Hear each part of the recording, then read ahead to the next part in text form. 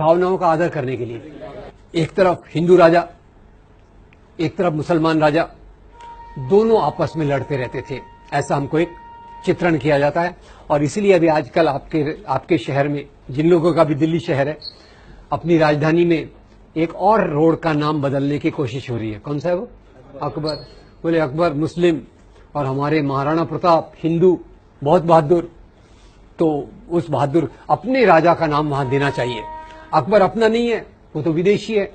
अब ये देशी विदेशी की परिभाषा क्या होती है क्या नहीं अपन देखेंगे। तो यहां अपन चलते हैं, एक तरफ अकबर है, एक तरफ राणा प्रताप। और अकबर और राणा प्रताप की लड़ाई हुई थी हल्दी घाटी के मैदान में। एक तरफ किसकी फौज है? अकबर की, एक तरफ राणा प्रताप की। आप देखेंगे, आप हैरान हो जाएंगे, अकबर की फौज में अकबर खुद नहीं है। अकबर के बदले कौन है? राजा मान सिंह। हेलो, अकबर के बदले कौन है? राजा मान सिंह। और राजा मान सिंह के असिस्टेंट जनरल जो हैं, वो बड़े प्यारे व्यक्ति हैं कि उनके नाम पे बहुत अच्छी 2 हिंदी फिल्में बनी हुई हैं, शहजादा सलीम, मुगले आजम और अनारकली। राजा मान सिंह कौन थे? अकबर के प्रधान सेनापति। सेनापति नहीं, हेलो, सेनापति नहीं, प्रधान सेनापति। और शहजादा सलीम उनके असिस्टेंट। ये अकबर की फौज हो गई।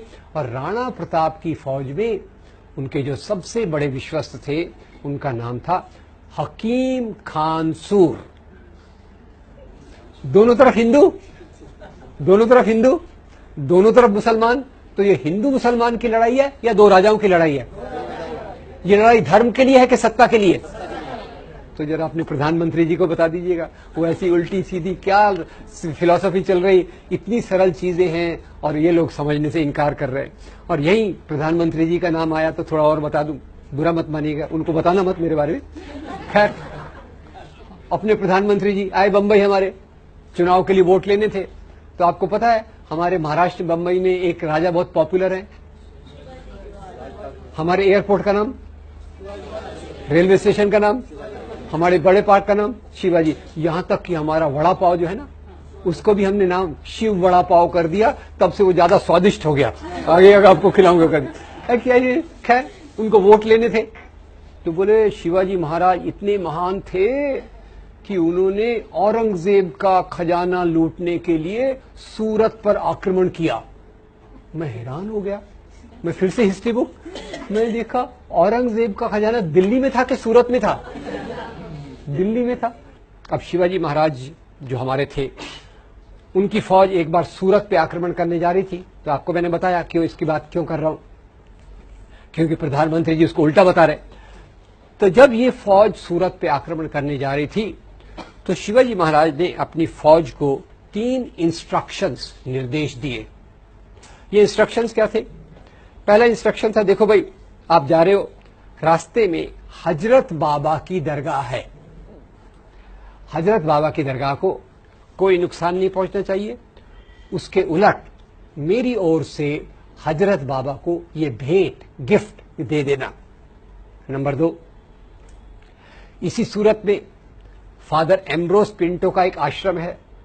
फादर एम्ब्रोस पिंटो के आश्रम को कोई नुकसान नहीं होना चाहिए।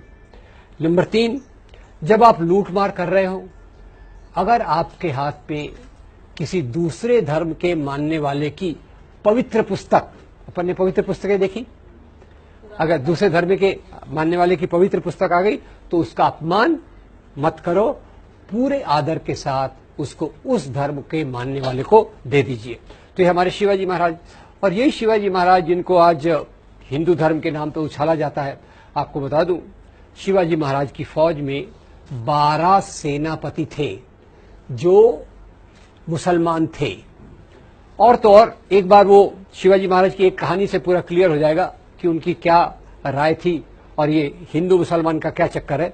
एक बार शिवाजी घोड़े पे बैठ के जा रहे थे, उनके जासूस ने देखा कि उनकी कमर में तलवार नहीं है। तो जासूस, उनका जो बॉडीगार्ड था, बड़ा डिस्टर्ब हो गया। उसने कहा, महाराज आप कहां जा रहे? तो शिवाजी ने कहा, मैं अफजल खान को मिलने जा रहा हूं। बोले, अच्छा, आप अफजल खान को मिलने जा रहे हैं, तो ये बताइए आपकी तलवार कहां है? शिवाजी कहते हैं भाई देखो अफजल खान और मेरे बीच में एक समझौता हुआ है, अंडरस्टैंडिंग है कि जब हम मिलेंगे हमारे पास कोई हथियार नहीं होगा। तो जासूस और डिस्टर्ब हो गया। उसने बोला महाराज जरा नीचे उतरिए। शिवाजी नीचे उतरे तो जासूस बड़े अजीब सवाल पूछता है उनसे, अजीब पर उसका एक मतलब रहता है। तो जासूस बोलता है महाराज ये बताइए आपकी हाइट कितनी है।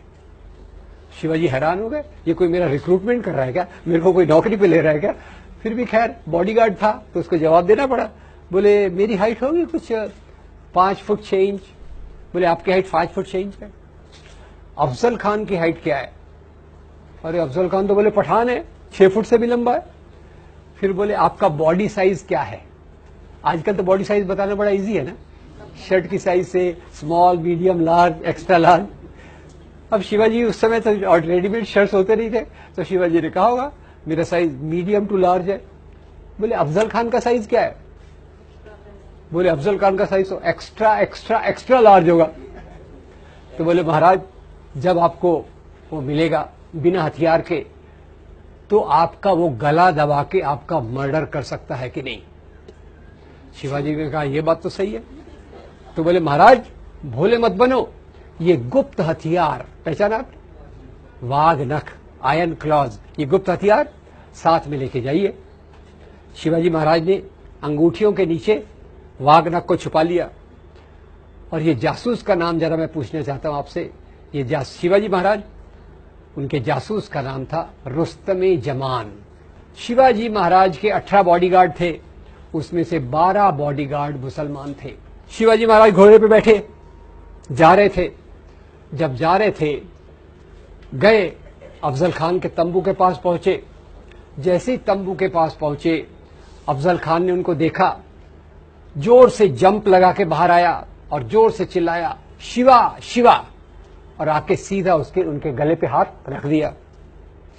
शिवाजी महाराज तैयार, वाघ नख निकाला, अफजल खान के पेट में डाल दिया। जैसे वाघ नख अंदर गया अफजल खान गिर गया, मरने पे आ गया। और अफजल खान की तरफ से उनके सचिव सेक्रेटरी आए, उन्होंने तलवार निकाली और शिवाजी को मारने की कोशिश की। और वो सेक्रेटरी का नाम भी बड़ा इंटरेस्टिंग है, सेक्रेटरी का नाम है कृष्णाजी भास्कर कुलकर्णी। कृष्णाजी भास्कर कुलकर्णी किसके साथ है? अफजल खान के साथ है। रुस्तम जमान किसके साथ है? शिवाजी के साथ है। तो ये हिंदू मुसलमान का राजा है कि सवाल है कि दो राजाओं का सवाल है। एक सवाल आपको